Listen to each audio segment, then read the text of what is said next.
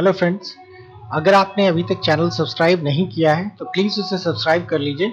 बहुत ही सिंपल है। आप अपना मोबाइल या कंप्यूटर में youtube.com ये साइट टाइप करिए। आप चैनल को सब्सक्राइब करने के लिए ऊपर टाइप करिए मिनेश MINESH स्पेस सचान और आप देखेंगे मिनेश सचान नाम से साइट खुल गई है। आप यहाँ पे सब्सक्राइब बटन दिया रहता है, आप उसे सब्सक्राइब भी कर लीजिए। और अगर आपको वहां से ना दिखाई दे तो आप देखिए यहाँ पर भी नीचे एक सब्सक्राइब बटन दिया रहता है, आप इसे सब्सक्राइब कर लीजिए।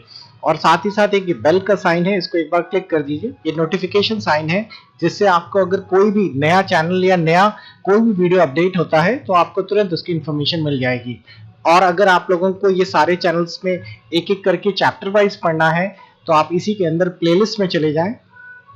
प्लेलिस्ट में आपको अलग अलग कैटेगरीज मिलेगी, internet, Photoshop, PowerPoint, Excel. इसमें हम रिसेंटली कुछ नई कैटेगरीज भी जोड़ने जा रहे हैं, जैसे एनिमेशन, बेसिक कंप्यूटर्स और ओ लेवल। ये सारी चीजें आपको उनका भी फायदा मिलेगा।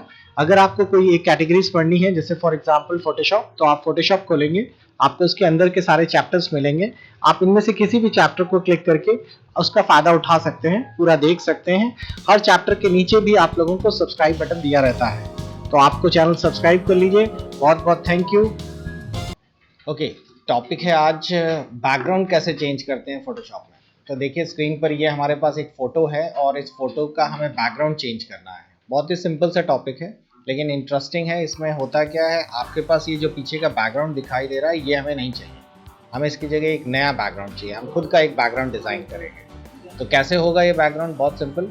सबसे पहला तो काम ये करिए कि फ़ोटो को जूम बढ़ा लीजिए। कि आपके पास मैग्नीफाई है, ये जूम प्लस जूम माइनस है, तो जूम प्लस कर लीजिए। इससे फ़ायदा क्या रहेगा कि हमें जितना पार्ट चाहिए ऐसे बड़ा करके हम देख सकते हैं। जितना बड़ा कर लेंगे उतना ही आपको काम करने में आसानी रहेगी। उसके बाद जो सबसे इंपॉर्टेंट टूल है वो है पॉलीगन लेसो।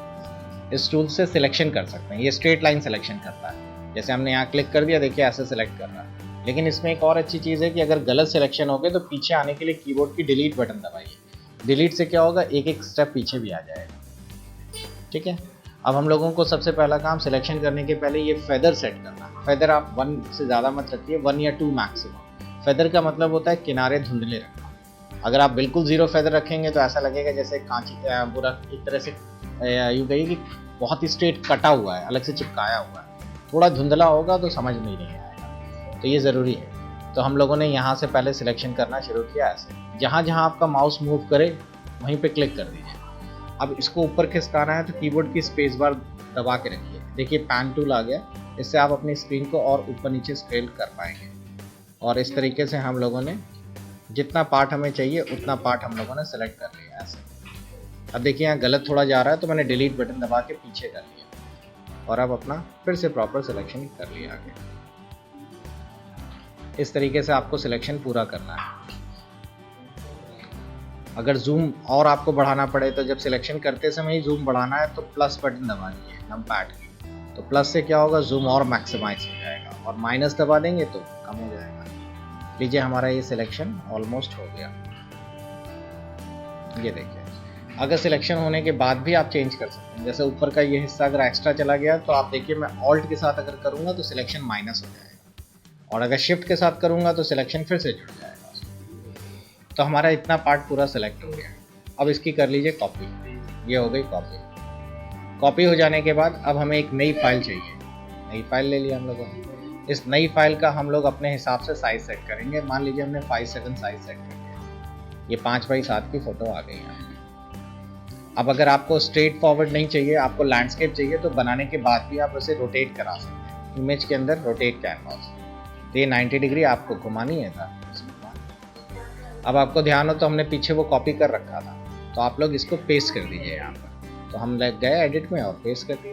ये देखिए आ गई यहाँ। अगर स्क्रीन छोटी है तो आपको शॉर्टकट क्या बताया गया है, कंट्रोल टी से आप लोग इसको बड़ा कर पाएंगे। ये देखिए हमने इसको बड़ा कर लिया, इस तरीके से बड़ी हो गई।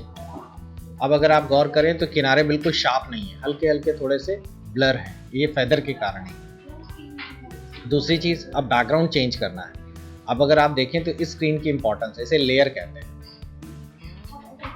अगर ये ना दिखाई दे तो विंडो में जाके लेयर को क्लिक कर दीजिए, ये एक्टिवेट हो जाएगा। ये रहा, और इस समय शो करता है कि आप इस समय लेयर 1 में। जबकि हमें बैकग्राउंड किस में डालना है, बैकग्राउंड वाले में। तो इस पर नहीं होना चाहिए, कर्सर इस पे होगा और अगर आपने बैकग्राउंड डाल दिया तो इसी पे फोटो पे भर जाएगा। ये लीजिए यहाँ से ग्रेडियंट, ग्रेडियंट क्लिक करिए, यहाँ बने बनाए ग्रेडियंट है, इनमें से कोई चूज़ कर लीजिए, चाहे तो बीच में क्लिक करके अपना एक खुद का ग्रेडियंट तैयार कर लीजिए। तो हमने यहाँ पे पिंक कलर रखा, इधर क्लिक किया, यहाँ पर हम लोगों ने कोई लाइट कलर चूज़ कर लिया, इधर क्लिक किया और यहाँ से हम लोगों ने कोई दूसरा कलर ले लिया, जैसे कि येलो का कोई शेड ले लिया। तो देखिए हमने अपना कलर कॉम्बिनेशन तैयार किया।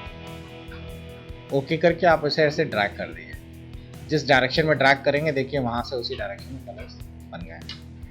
ठीक है, अगर ये कलर्स पॉइंटेड चाहिए या फिर सर्कल के फॉर्म में चाहिए तो इसे क्लिक करिए और रेडियल को ऐसे ड्रैग कर दीजिए, देखिए ऐसे सर्कुलर फॉर्म में आ गए। तो आप ऐसे भी ले सकते हैं, इस तरीके के फॉर्म में भी कलर्स ले सकते हैं। अगर आपको स्पॉटेड या ट्रायंगुलर फॉर्म में चाहिए तो आप ऐसे ट्रायंगुलर फॉर्म में भी ले सकते हैं, जैसा आपको सही लगे।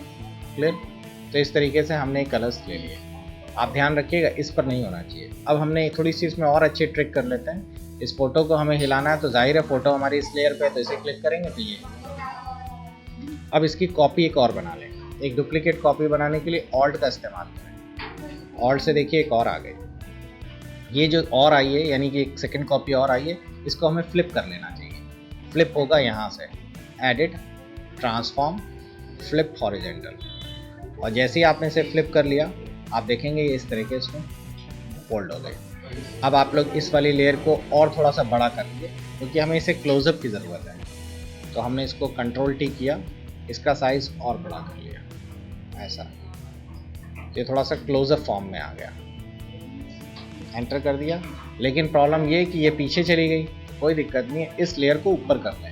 लेयर को ऊपर करने का एक तरीका है, इसको पकड़ के ऊपर छोड़ दें, वरना यहाँ पे भी लेयर ऑप्शन में भी दिया रहता है इसको अरेंज करने के लिए फ्रंट या बैक। तो हमने फ्रंट कर लिया। क्लियर हो गया? साथ ही साथ इस वाली लेयर को हम थोड़ा हल्का भी करना चाहेंगे क्योंकि डार्क है तो हमें ऊपर वाली ये फोटो उतनी अच्छे से समझ नहीं आ रही। तो इस फोटो पे जाके इसकी ओपेसिटी यहाँ से कम कर लीजिए, ओपेसिटी से ये थोड़ा सा हल्का हो जाएगी। और लीजिए हमारी फोटो तैयार हो गई। क्लियर हो गया सभी को बैकग्राउंड?